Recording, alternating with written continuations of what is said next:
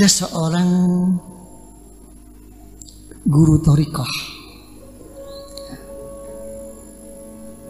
wa fi riwayatin Sayyidina Imam Hanafi radhiyallahu anhu, ditanyakan oleh muridnya, Kiai,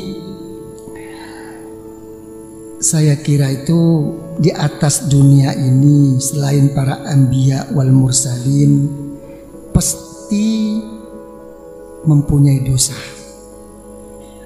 kepada Allah, siapapun. Kira-kira punya dosa enggak Pak Roy? Punya.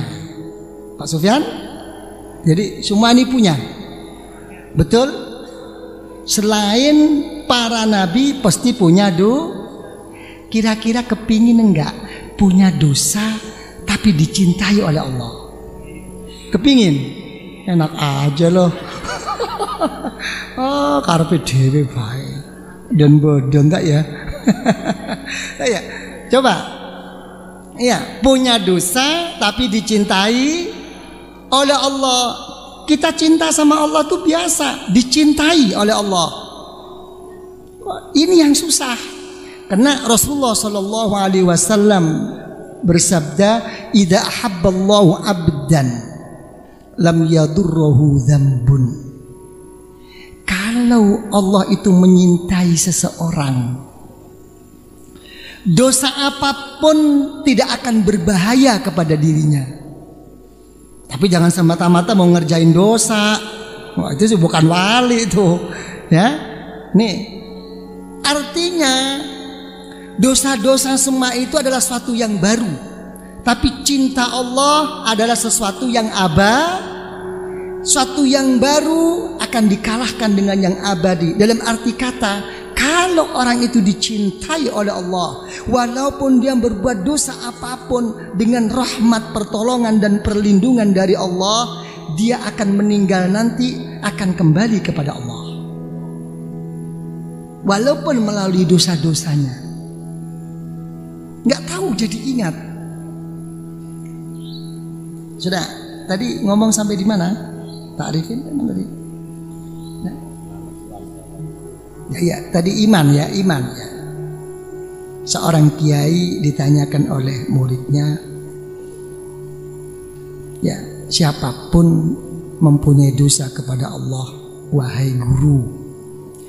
Tapi saya mau bertanya, dosa apa yang menjadikan kita ini kelak bila meninggal akan dicabut iman kita kepada Allah? Dicabut. Dijawab oleh gurunya, hanya 3 dosa. Yang satu, tidak pernah mensyukuri imannya kepada Allah. Ya, kita kalau mempunyai nikmat, ingin nikmat itu abadi, harus bersyukur. Paling besar-besarnya nikmat itu iman. Coba mau tanya, kapan kita syukur dengan iman kita? Sedikit-sedikit bangun tidur, alhamdulillah ala ni'matil Islam wal iman. Pernah? Lupa. Ya. Ini. Jadi apapun yang disyukuri imannya lebih dahulu. Alhamdulillah ala ni'matil Islam wal satu. Yang nomor 2, dosa apa? Dosa orang yang tidak pernah takut mati, tidak membawa iman.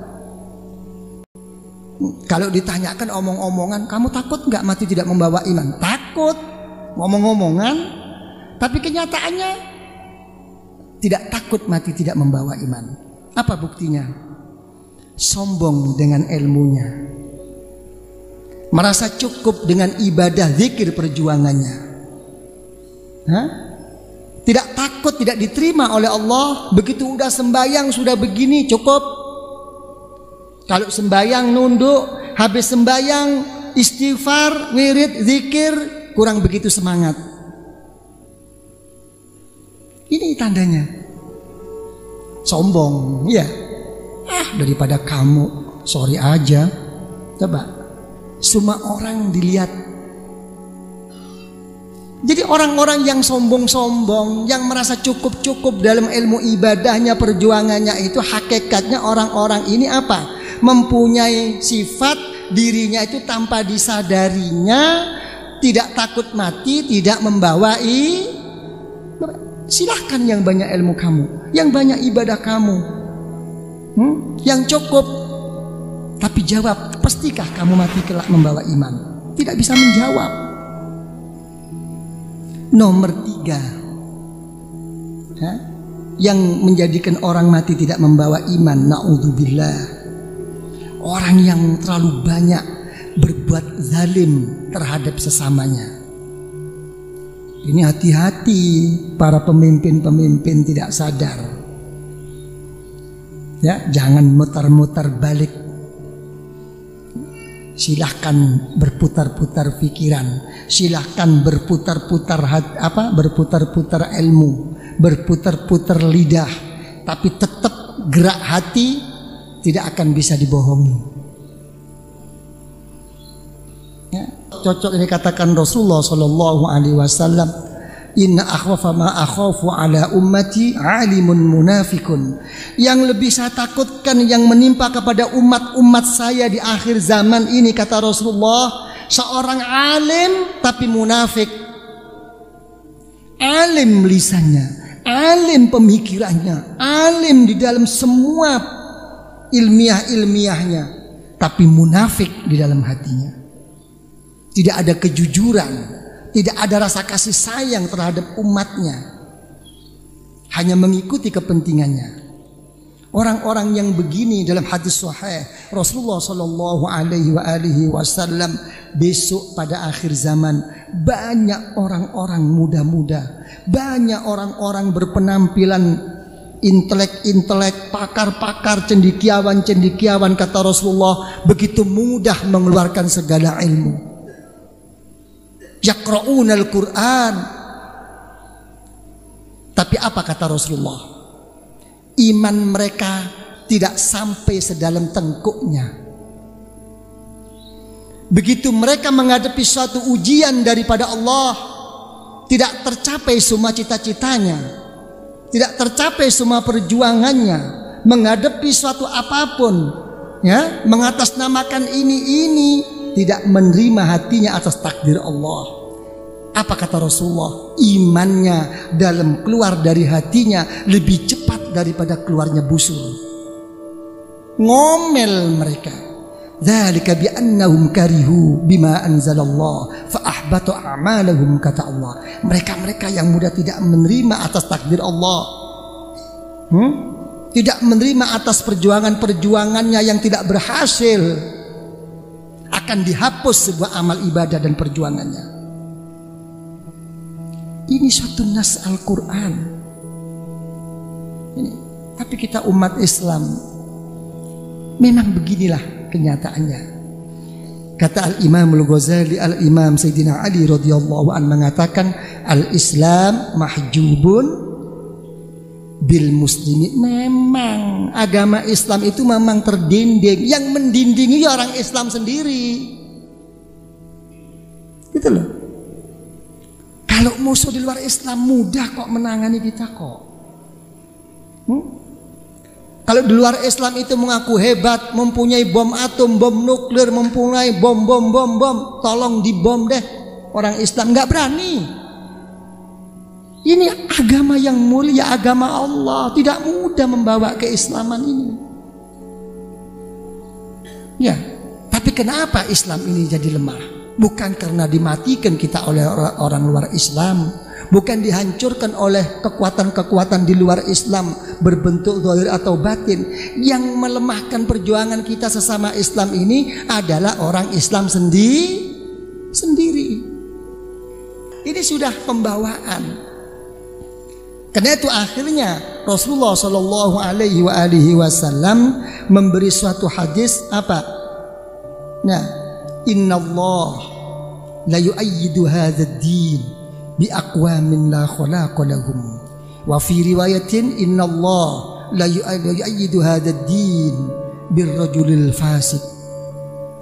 Ini kata Rasulullah, agama Islam itu akan kuat, tapi justru yang menguatkan agama Islam itu adalah orang-orang yang kelak di sisi Allah tidak akan mendapat bahagian. Yang menguatkan agama Islam itu justru orang-orang yang fasik.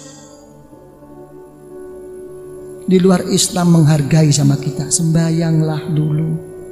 Ini sudah waktu sembayang zuhur, di kantor kan begitu. Kadang-kadang justru orang Islamnya yang mengejek. Baca wirid apa kamu? Kok lama sekali zikir itu? Tunggu bos.